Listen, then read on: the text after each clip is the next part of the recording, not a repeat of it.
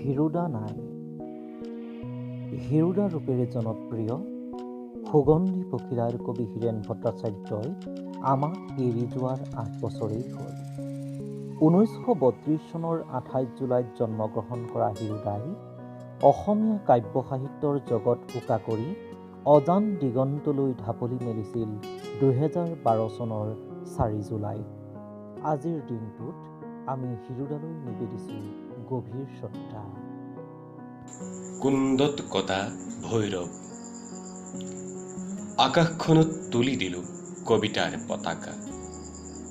দুষাৰী তৰাৰে উজ্জ্বল একোটা স্তৱক। সন্ধিয়াৰে পৰা সাৰে থাকিল গোটেই ৰাতি।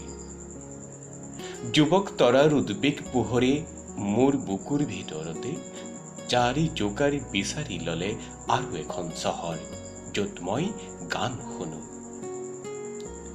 আজি মোৰ গান শুনাৰ কথা। বতাহৰ নিফুট হাতে এখন এখনকৈ খুলি দিলে মোৰ হেজাৰ দুৱাৰী নিজান ঘৰৰ আটাইবোৰ দুৱাৰ।